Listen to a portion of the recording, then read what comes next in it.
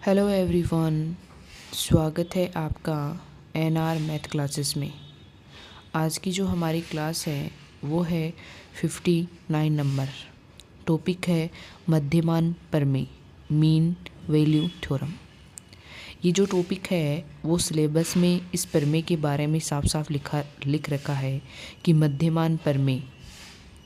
तो ये टॉपिक बहुत ही इम्पोर्टेंट है और इस टॉपिक से एक टीजीटी में और एक पीजीटी मैथ एग्ज़ाम में क्वेश्चन ज़रूर पूछा जाता है। तो इस टॉपिक को थोड़ा ध्यान से पढ़ें, क्योंकि कई बार इनसे जुड़े हुए क्वेश्चन पूछ लिए जाते हैं और कई बार ये थ्योरम है जो इनका स्टेटमेंट पूछ लिया जाता है। तो देखो, सबसे पहले हम देखते हैं मध्यमान प्रमेय, मीन वैल्यू थ्योरम। मध्यमान प्रमेय के दो टाइप होते हैं, एक होता है रोल प्रमेय और एक होता है लाग्रांज प्रमेय। सिलेबस में साफ साफ लिख भी रखा है रोल प्रमेय और लाग्रांज प्रमेय। तो ये क्लास बहुत ही इम्पोर्टेंट होने वाली है, तो क्लास को शुरू से लेकर लास्ट तक जरूर देखिएगा ताकि आप इन थ्योरम के बारे में अच्छे से समझ सकें और आपका ये टॉपिक है वो क्लियर हो सके। सबसे पहले हम देखते हैं रोल प्रमेय। रोल थ्योरम क्या होती है? तो रोल थ्योरम होती है, कोई फलन है हमारे पास, कोई फंक्शन दे रखा है हमें, कोई फंक्शन दे रखा है y equal F of x हो तो पहला तो देखो, यहाँ पे पहली कंडीशन क्या है कि ये क्लोज इंटरवल a और b में क्या होना चाहिए? सतत होना चाहिए। सतत मतलब कंटिन्यूटी होनी चाहिए, सतत हो। सेकंड है ओपन इंटरवल में, ओपन इंटरवल a और b में अवकलनीय होना चाहिए, डिफरेंशिएबिलिटी होनी चाहिए, में अवकलनीय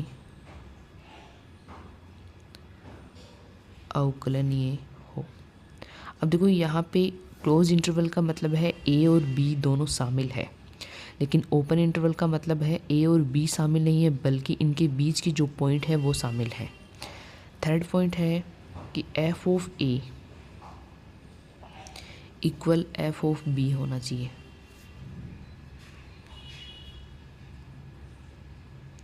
हो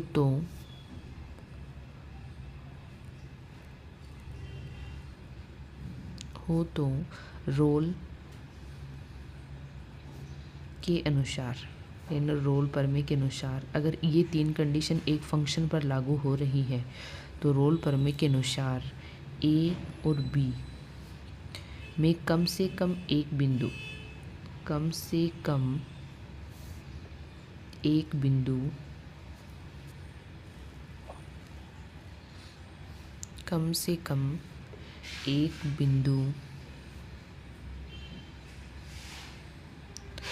x इक्वल c ऐसा अवश्य होगा, ऐसा अवश्य होगा, यानी डेफिनेटली एक पॉइंट ऐसा होगा, एक पॉइंट ऐसा होगा जिसके लिए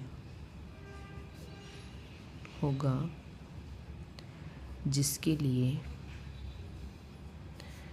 एफ डेस सी का जो मान है वो क्या होगा? 0 होगा। ये तो हो गई हमारी रोल प्रमेय। एक बार दोबारा देख लेते हैं। देखो, कोई भी फलन दे रखा हो, अगर वो क्लोज इंटरवल ए बी में सतत हो,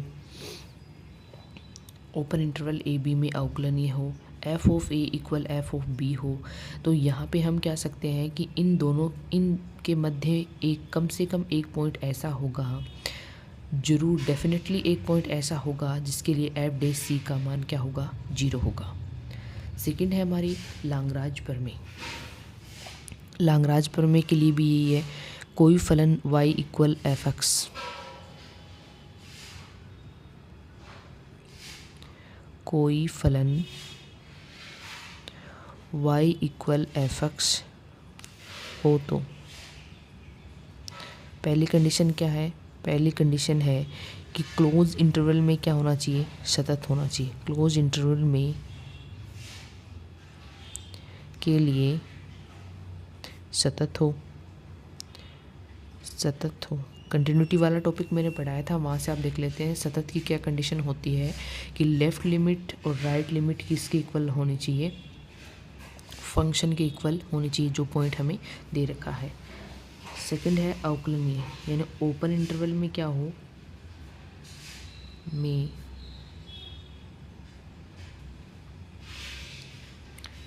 अवकलनीय हो तो लाग्रांज के अनुसार,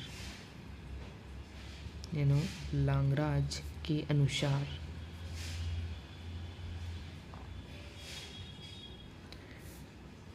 ओपन इंटरवल ए बी के मध्य में कम से कम एक पॉइंट, कम से कम एक पॉइंट या बिंदु x इक्वल सी ऐसा जरूर होगा, जरूर होगा, यानी डेफिनेटली कह सकते हैं हम कि एक पॉइंट ऐसा जरूर होगा जिसके लिए एफ डे सी का मान क्या होगा, f of b minus f of a upon b minus a. अब देखो यही हमारी क्या है, लाग्रांज प्रमेय और क्या है, रोल प्रमेय। लाग्रांज प्रमेय में पहला पॉइंट और सेकंड पॉइंट दोनों प्रमेय में सेम है, लेकिन इसमें थर्ड पॉइंट एक और है कि F of A equal F of B होना चाहिए, लेकिन इसमें ऐसा कुछ नहीं है। अगर सतत है, अवकलनीय है, तो हम क्या कह सकते हैं, इनके बीच में एक पॉइंट ऐसा है जो क्या करता है, f of b minus f of a upon b minus a. अब देखो इनसे क्वेश्चन किस प्रकार से पूछे जाते हैं। ये जो क्वेश्चन है वो सेकंड ग्रेड में पूछा भी जा चुका है। ये देखते हैं हम किस प्रकार से पूछा जाता है। यहाँ पे देखो फलन दे रखा है F x equal x minus 2 अंतराल 0 और 3/2, यानी यहाँ पे देखो 0 भी शामिल है और 3/2 भी शामिल है, क्योंकि यहाँ पे क्या है, क्लोज इंटरवल है। में अवकलनीय हो तो मध्यमान प्रमेय से सी का मान ज्ञात कीजिए। मध्यमान प्रमेय से हमें सी का मान ज्ञात करना है। तो यहाँ पे देखो सबसे पहले एफ एक्स इक्वल क्या दे रखा है, हमें थोड़ा सरल कर लेते हैं। एफ एक्स इक्वल, इसको गुणा करेंगे, हो जाएगा एक्स स्क्वायर माइनस 2x। इसका अवकलन करेंगे क्योंकि हमें एफ डे सी का मान चाहिए, तो एफ डे एक्स इक्वल ये क्या हो जाएगा, 2x माइनस 2। अगर हम एफ डे सी निकालें तो x के स्थान पे क्या रख देंगे, सी रख देंगे, 2 माइनस 2। अब देखो यहाँ पे क्या दे रखा है, अंतराल 0-3/2 में अवकलनीय है। अवकलनीय है तो यहाँ पे चूंकि अंतराल 0 और 3/2 में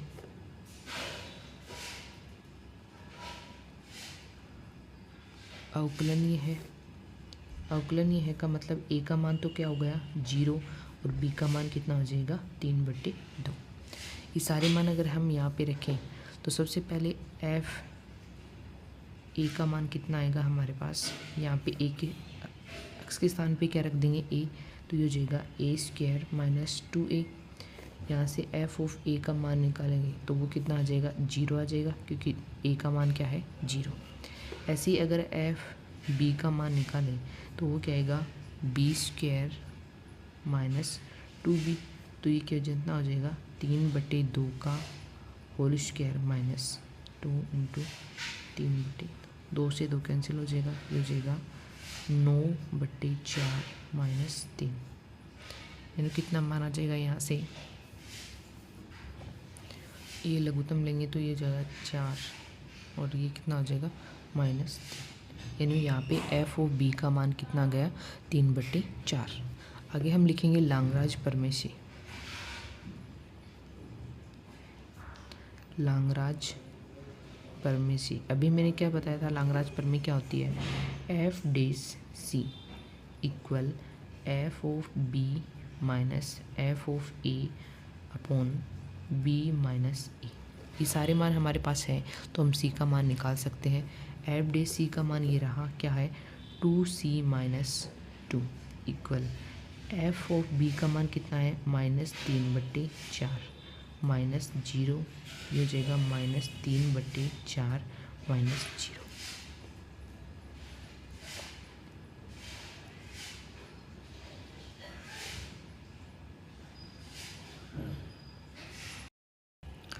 देखो हमें यहाँ पे b का मान रखना था, मैंने f और b का मान रख दिया। सॉरी ये गलत हो जाएगा, ये प्लस में होगा। b का मान क्या है 3/2। तो यहाँ से देखो 3 से 3 कैंसिल हो जाएगा और ये हो जाएगा 2, यानी यहाँ से मान कितना आएगा हमारा, वो मान आएगा 2c - 2 इक्वल -1/2।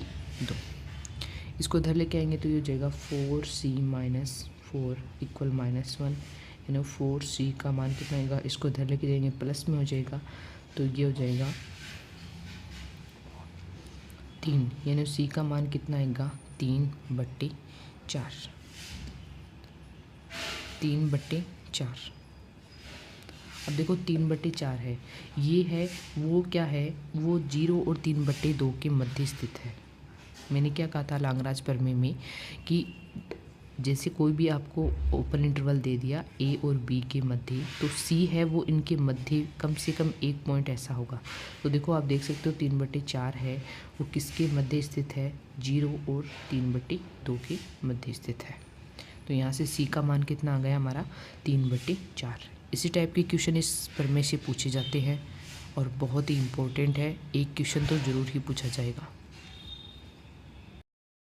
नेक्स्ट क्वेश्चन है फलन f(x) जो रोल प्रमेय की परिकल्पना में निहित प्रतिबंधों को अंतराल दे रखा है क्लोज इंटरवल 0-1 में संतुष्ट करता है। यानी हमें यहाँ पे फंक्शन दे रखे हैं अलग अलग और हमें बताना है कि कौन सा फंक्शन है वो रोल प्रमेय के स्टेटमेंट को सेटिस्फाइड करता है।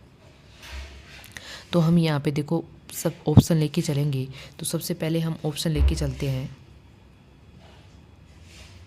ऑप्शन लेके चलते हैं f(x) इक्वल सेकंड ऑप्शन लेके चलते हैं f(x) इक्वल x²।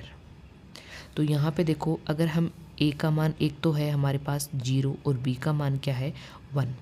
अब देखो मैंने बताया था कि जो रोल प्रमेय होती है, रोल प्रमेय के लिए क्या क्या कंडीशन मैंने बताई थी, एक बार आप दोबारा देख लीजिए। रोल प्रमेय फर्स्ट है क्लोज इंटरवल ab में क्या होना चाहिए, सतत होना चाहिए। सेकंड था कि ओपन इंटरवल ab में क्या होना चाहिए, अवकलनीय होना चाहिए। थर्ड था f(a) इक्वल f(b) होना चाहिए। फोर्थ था कि अगर ये सारे सेटिस्फाइड हो रहे तो f(c) का मान क्या होना चाहिए, 0 होना चाहिए। तो सबसे पहले तो देखो हम एक कंडीशन देख लेते हैं। अगर एक कंडीशन भी इस फंक्शन में लागू नहीं हो रही तो वो क्या होगा, रोल प्रमेय को क्या नहीं करेगा, सेटिस्फाइड नहीं करेगा। तो सबसे पहले तो देखो यहाँ पे एक के स्थान में यानी 0 और 1 रख के देख लेते हैं। सबसे पहले अगर मैं 0 रखूँ तो f(0) का मान कितना आएगा मेरा, यहाँ पे 0। अगर 1 रखूँ तो f(1) का मान कितना आएगा, 1 आएगा। यानी f(0) नॉट इक्वल f(1), ये यानी ये वाला स्टेटमेंट सेटिस्फाई नहीं हो रहा। तो ये फंक्शन तो हमारा क्या हो जाएगा, ये ऑप्शन तो क्या हो जाएगा, गलत। सेकंड है थर्ड ऑप्शन लेके चलते हैं। थर्ड ऑप्शन दे रखा है f(x) equal x1 - x0 less than equal x less than 1/2, 1/2 less than x1। इस प्रकार से दे रखा है सेकंड फंक्शन। सेकंड फंक्शन लेके चलते हैं एक बार, इसमें देखते हैं रोल पर भी सेटिस्फाइड होती है या नहीं। तो यहाँ पे देखो x इक्वल 1/2 पर, क्योंकि हमें इन ऑप्शन से चेक करना होगा। तो x इक्वल 1/2 पर सबसे पहले f(1/2) और एक हो गया f(1/2), क्योंकि हमें यहाँ पे देखो सबसे पहले सतत के लिए क्या करना होता है, left limit LHL equal RHL निकालना होता है। तो ये तो मेरा क्या हो गया LHL, यानी ये तो LHL है और ये RHL है। तो यहाँ से देखो मैं अगर निकालना चाहूँ, अगर लेफ़्ट लिमिट निकालेंगे तो लेस के लिए अप्लाई करेंगे तो ये वाला फंक्शन काम मिलेंगे। तो यहाँ से मान कितना आ जाएगा, यहाँ से मान आ जाएगा 1/2 और यहाँ से मान कितना आएगा -1/2, यानी 1/2 इक्वल 1/2। तो हम क्या कह सकते हैं, अतः फलन सतत तो है, फलन सतत है। सेकंड हमें क्या चेक करना, देखो यहाँ पे अवकलनीय है या नहीं है, क्योंकि तभी तो ये सेटिस्फाइड होगा। तो यहाँ पे देखो अवकलनीय के लिए एफ डेस एक्स, यहाँ पे मान कितना आ जाएगा 1, और ये कितना आ जाएगा यहाँ से एफ डेस एक्स, यहाँ से मान कितना आएगा -1। तो हम देख सकते हैं, देखो यहाँ पे अगर अवकलन ले तो लेफ्ट जो बायां अवकलज है वो दाएं अवकलज के बराबर नहीं है, इक्वल नहीं है। तो हम क्या कह सकते हैं, यहाँ से अवकलन नहीं है, यानी F dash X not equal F dash X, ये ए के लिए ए बी के लिए इक्वल नहीं है। तो हम क्या कह सकते हैं कि फलन अवकलनीय नहीं है, फलन अवकलनीय नहीं है। अब अवकलनीय भी होना चाहिए था, यानी ये वाली कंडीशन है वो लागू नहीं हो रही, तो ये ऑप्शन भी हमारा क्या हो जाएगा, इनकरेक्ट हो जाएगा। फोर्थ ऑप्शन है हमारा, फोर्थ ऑप्शन और लेके देख लेते हैं। देखो फोर्थ ऑप्शन था एफ एक्स इक्वल 10 पाई एक्स। देखो 10 पाई एक्स है, सबसे पहले एफ ऑफ 1/2 के लिए लिख के देखते हैं। एफ ऑफ 1/2 यानी क्या माना जाएगा यहाँ से 10 पाई/2, जिससे मान क्या आ रहा है इन्फिनिटी। अब इन्फिनिटी मान आ रहा है तो हम क्या कह सकते हैं 1/2 पर सतत नहीं है, क्या नहीं है, सतत नहीं है। एक्स इक्वल 1/2 पर सतत नहीं है, तो ये ऑप्शन भी हमारा क्या हो जाएगा, इनकरेक्ट। अब देखो फर्स्ट ऑप्शन था वो ये हमारा आंसर सही था, लेकिन मैंने वो बाद में लेकर चला, क्योंकि वहाँ से ही हमें पता चलेगा कि कौन सा सही है और कौन सा नहीं। किस प्रकार से हम उसका टेस्ट कर सकते हैं कि ये रोल प्रमेय के लिए सेटिस्फाइड है या नहीं है। तो सबसे पहले देखो F x equal x 1 minus x, इसको थोड़ा मल्टीप्लाई करके लिख लेते हैं, यानी F x equal x minus x square. अब देखो सबसे पहले तो हम क्या चेक कर लेते हैं कि F of A equal F of B है या नहीं। ए का मान हमारे पास कितना है 0 और बी का मान कितना है 1, ये चेक कर लेते हैं। अगर ये है तो ये क्या हो जाएगा, अवकलनीय भी हो जाएगा और क्या हो जाएगा, सतत भी हो जाएगा।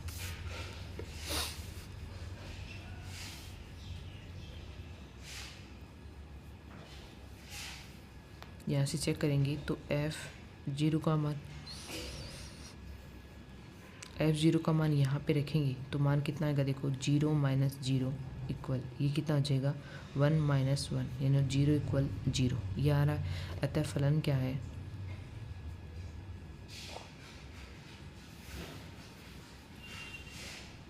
यहाँ पे देखो अगर आप लेफ़्ट लिमिट और राइट लिमिट निकालोगे तब भी इक्वल आएगी, और अगर आप अवकलन निकालोगे लेफ़्ट अवकलन और राइट अवकलन तो वो भी क्या आएगा, इक्वल आएगा। तो ये जो हमारा फंक्शन है वो क्या है, जो रोल प्रमेय है उसके सारे स्टेटमेंट को क्या करता है, सेटिस्फाइड करता है। इसलिए ऑप्शन नंबर फर्स्ट हमारा क्या हो जाएगा, करेक्ट हो जाएगा। ऑप्शन नंबर फर्स्ट हमारा क्या हो जाएगा, करेक्ट हो जाएगा।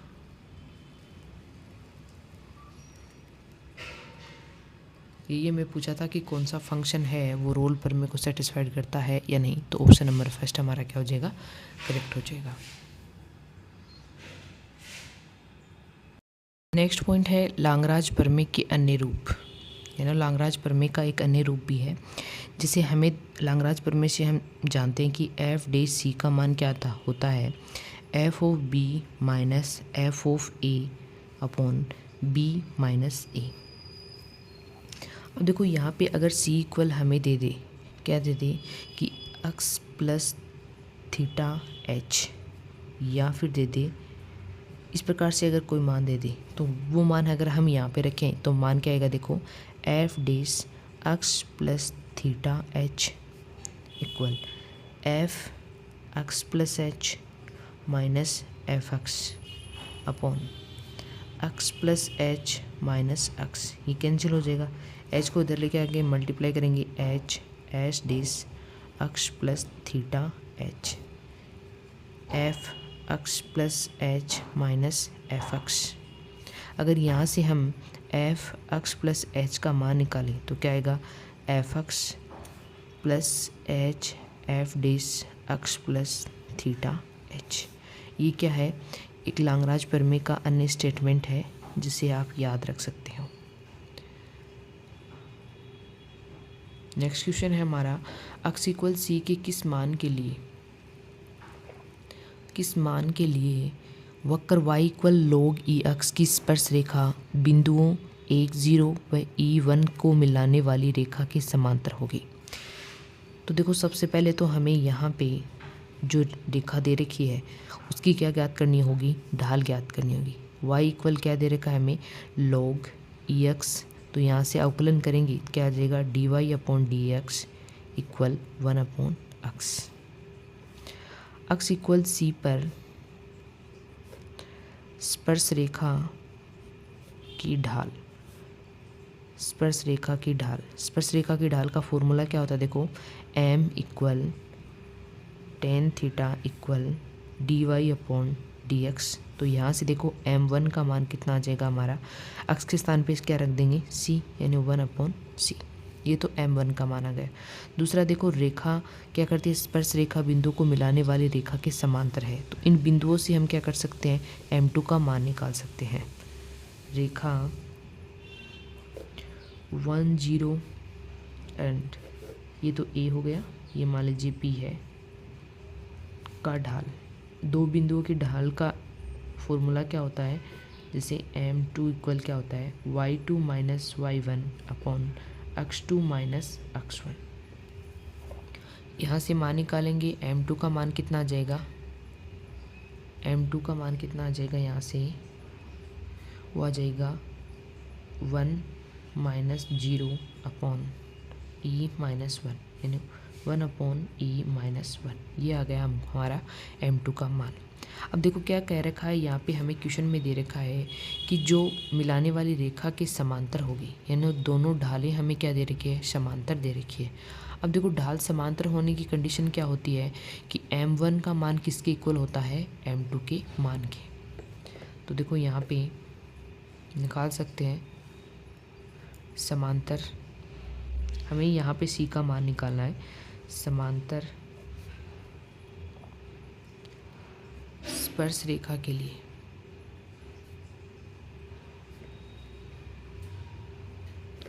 m1 वो होता है m2 के इक्वल। यहाँ पे सारे मान इक्वल कर देंगे तो 1 अपॉन सी इक्वल क्या हो जाएगा, 1 upon E minus 1।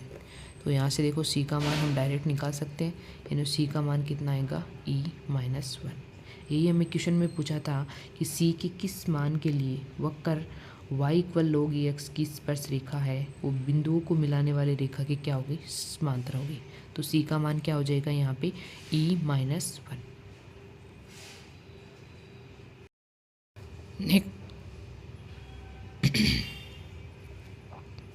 Next question है, यदि वक्र F x equal x square किसी बिंदु सी एफ ऑफ सी पर स्पर्शी रेखा वक्र पर बिंदुओं ए एफ ऑफ ए तथा बी एफ ऑफ बी को मिलाने वाली रेखा के समांतर हो, तो हमें बताना है कि ए बी सी समांतर श्रेणी में है, गुणोत्तर श्रेणी में है या हरात्मक श्रेणी में है।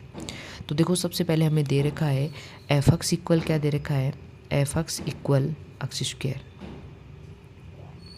तो देखो ए बिंदु के लिए निकाले हम, ए बिंदु मान लीजिए मैंने ये मान लिया ए एफ ऑफ ए। तो यहाँ पे देखो अगर मैं ए रखूँ, ये तो ऐसा कैसा जाएगा ए, और ये क्या आएगा एफ ऑफ ए, यानी यहाँ पे ए रखेंगे तो ये हो जाएगा ए स्क्वायर। दूसरा है बी बिंदु के लिए, तो ये है बी एफ ऑफ बी। तो इसके लिए मान आएगा वो आएगा बी और बी स्क्वायर। इस प्रकार से आ गया। अब देखो हम सबसे पहले हमें यहाँ पे क्या दे रखा है, मिलाने वाली रेखा समांतर हो तो यहाँ पे ढाल भी इनकी समांतर होगी। तो एक ढाल तो हम यहाँ से निकाल सकते हैं और दूसरी ढाल हम यहाँ इन दोनों पॉइंट से निकाल सकते हैं। तो एफ डेस एक्स इक्वल कितना हो जाएगा, 2x। तो x इक्वल सी पर स्पर्श रेखा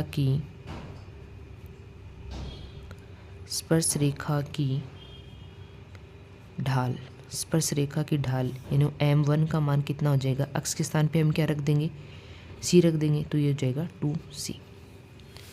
सेकंड है m2, यानी m2 इक्वल क्या हो जाएगा, a b की ढाल। दो बिंदुओं की ढाल का फॉर्मूला मैंने अभी आपको बताया था, क्या होता है y2 minus y1 upon x2 minus x1। तो यहाँ से देखो y2 का मान कितना है b स्क्वायर और y1 का मान कितना है a स्क्वायर अपॉन ये हो जाएगा b माइनस ए। इसे a square minus B square वाला फॉर्मूला लगा के सरल कर सकते हैं। एक बार आएगा प्लस में और एक बार क्या आएगा माइनस में, ये हो जाएगा b माइनस ए। तो ये कैंसिल हो जाएगा, यानी मान कितना आएगा यहाँ पे m2 का जो मान आएगा वो आएगा b प्लस ए। अब देखो समांतर के लिए मैंने अभी भी आपको बताया था कि समांतर ढाल के लिए, समांतर के लिए कोई दो स्पर्श रेखाएं अगर समांतर हो तो उनकी ढाल का मान है वो है m1 इक्वल m2। तो यहाँ से मान रख देंगे, यानी 2c इक्वल कितना हो जाएगा b प्लस ए। अब देखो ये तो हमने अगर समांतर श्रेणी वाला गुणोत्तर श्रेणी वाला टॉपिक अगर आपने पढ़ा है तो वहाँ से बता सकते हो कि यदि a b और c किस में हो, समांतर श्रेणी में हो, तो यहाँ पे 2b का मान किसके इक्वल आएगा a प्लस बी के। और यही स्टेटमेंट हमारा आ रहा है, यानी 2c इक्वल किसके आ रहा है a प्लस बी के इक्वल आ रहा है। तो ऑप्शन नंबर फर्स्ट हमारा क्या हो जाएगा करेक्ट हो जाएगा, यानी a b किस में है समांतर श्रेणी में है। नेक्स्ट क्वेश्चन है जो फर्स्ट ग्रेड में पूछा गया भी है और बहुत ही इंपॉर्टेंट क्वेश्चन है। इसी टाइप के क्वेश्चन है वो पीजीटी एग्ज़ाम में पूछे जाते हैं, बहुत बार स्टेटमेंट पूछे जाते हैं ट्रू के लिए। तो यहाँ पे देखो एक फंक्शन दे रखा है under root X cube minus 4, X belong कर रहा है 3 और 4, तब एफ एक्स के लिए निम्न में से कौन सा सत्य है, यानी यहाँ पे रोल पर में है या फिर लाग्रांज पर में कौन सी सेटिस्फाइड हो रही है ये हमें बताना है। तो सबसे पहले देखो एफ डेस सी, रोल पर में के लिए तो मैंने बताया था आपको कि रोल पर में के लिए क्या होता है, रोल पर में के लिए एफ डेस सी का मान कितना होता है 0। और लाग्रांज प्रमेय के लिए बताया था, लाग्रांज प्रमेय के लिए बताया था कि एफ डे सी का मान होता है वो होता है f of b minus f of a upon b minus a. तो ये सबसे पहले देखो हम ये निकाल लेते हैं क्या एफ डे सी का मान हमारा 0 आ रहा है या नहीं आ रहा है। तो यहाँ पे देखो एफ डे सी, सबसे पहले एफ एक्स इक्वल दे रखा है हमें under root X cube minus 4। अगर हम एफ डे इसका अवकलन करें एक्स के सापेक्ष तो सबसे पहले अंडर रूट का होगा 1/2 x cube minus 4 1/2 minus 1 into, फिर इसका करेंगे तो ये कितना हो जाएगा हमारा, ये क्यूब नहीं है अभी एक्स स्क्वायर है यहाँ पे, ये एक्स स्क्वायर है यहाँ पे, तो एक्स स्क्वायर हो जाएगा। एक्स स्क्वायर का करेंगे तो ये कितना हो जाएगा 2x, 2 से 2 कैंसिल हो जाएगा। तो यहाँ से मान कितना आएगा देखो हमारा वो आ जाएगा x। यहाँ पे माइनस 1/2 पावर बचेगी तो इसको नीचे लिख सकते हैं x square minus 4। F dash c का मान अगर हम निकालें तो क्या मान आएगा देखो, यहाँ से x के स्थान पे c रख देंगे, यानी c upon under root X square minus 4, c square minus 4।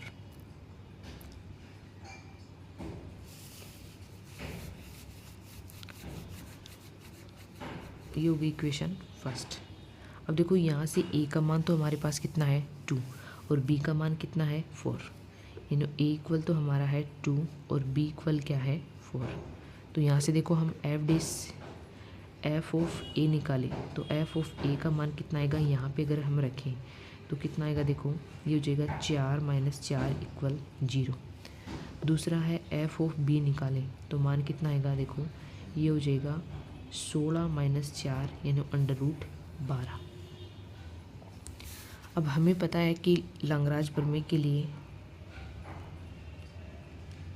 सबसे पहले रोल प्रमेय के लिए, यानी रोल प्रमेय के लिए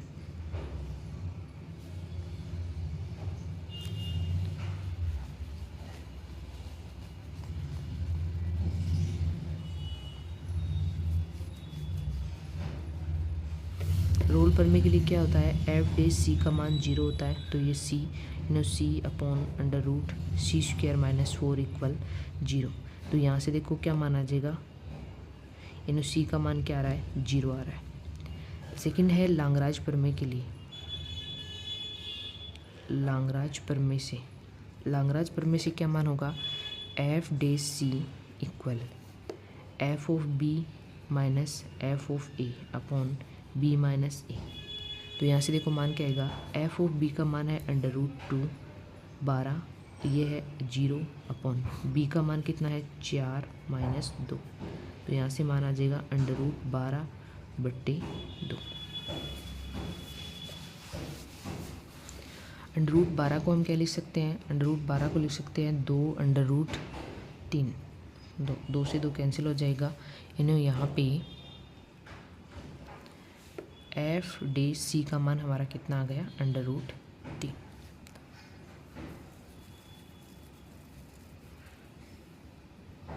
√3 आ गया। अब देखो यहाँ पे हमारे पास इक्वेशन फर्स्ट और इक्वेशन सेकंड से, देखो यहाँ से इक्वेशन फर्स्ट और इक्वेशन सेकंड से हम क्या निकाल सकते हैं, सी का मान निकाल सकते हैं। तो देखो यहाँ पे ये वाला ऑप्शन भी कैंसिल हो जाएगा हमारा। तो यहाँ से निकालेंगे मान इक्वेशन फर्स्ट एंड सेकंड से। तो मान क्या आएगा, सी अपॉन √c² - 4 इक्वल √3। यहाँ से इसको थोड़ा सरल करके लिख लेंगे तो c इक्वल आ जाएगा √3 √c² - 4। अगर दोनों तरफ हम होल स्क्वायर करें तो √ हट जाएगा, यानी यहाँ से c का मान कितना आएगा, c² का मान आएगा 3 c² - 4। ये जाएगा c² इक्वल 3c² - 12। इसको इधर लेके जाएं तो ये मान कितना हो जाएगा, देखो इसको इधर लेके जाएं तो ये हो जाएगा 2c² इक्वल, इसको इधर लेके आए तो ये हो जाएगा 12। यानी यहाँ से c² का मान कितना आ रहा है हमारा 6, यानी c का मान कितना आ गया ±√6। अतः यहाँ पे देखो सबसे पहले तो हमें देखना है, ऑप्शन से बता सकते हैं हम, ऑप्शन से बताएंगे। देखो c का मान √6 आया था तो 2√3 तो लिख नहीं सकते, ये ऑप्शन गलत, ये वाला भी नहीं हो सकता। अब देखो रोल प्रमेय है, रोल प्रमेय के लिए क्या था कि एफ डे सी का मान क्या होना चाहिए 0, लेकिन c का मान अगर √6 रखें तो यहाँ पे एफ डे सी का मान 0 नहीं आ रहा, तो ये ऑप्शन भी गलत। यानी हम क्या कह सकते हैं, ऑप्शन नंबर सेकंड हमारा सेटिस्फाइड होगा, यानी लाग्रांज प्रमेय प्रोजे होगी। लाग्रांज प्रमेय क्या करेगी, एग्जिस्ट करेगी इस फंक्शन में। तो ऑप्शन नंबर सेकंड हमारा क्या हो जाएगा, करेक्ट हो जाएगा। सी इक्वल तो हम क्या लिख सकते हैं ऑप्शन से, यहाँ पे लाग्रांज प्रमेय प्रोजे है, यानी ऑप्शन नंबर सेकंड हमारा करेक्ट हो जाएगा। इस टाइप से हमने देखो मध्यमान प्रमेय के 2 टाइप्स थे, जैसे रोल प्रमेय और लाग्रांज प्रमेय का जो स्टेटमेंट था और उनसे जुड़े हुए क्वेश्चन जो लास्ट ईयर पूछे गए हैं और पूछे जा सकते हैं, वो हमने कंप्लीट कर लिए, थ्योरेटिकल पार्ट प्लस क्वेश्चन। अब जब भी हमारा नेक्स्ट क्लास होगी हम उसमें एक दिष्ट फलन के बारे में डिस्कस करेंगे। अगर आपको वीडियो अच्छा लगे तो लाइक शेयर सब्सक्राइब ज़रूर कीजिएगा। अगर आपको इन क्लास के नोट्स चाहिए तो आप मेरे टेलीग्राम चैनल नैतिक मैथ क्लासेस को ज्वाइन कर सकते हैं। वहाँ पे आपको डेली जितनी भी क्लासेस होती हैं उनकी PDF मिल जाएगी। थैंक यू सो मच, मिलते हैं नेक्स्ट क्लास में।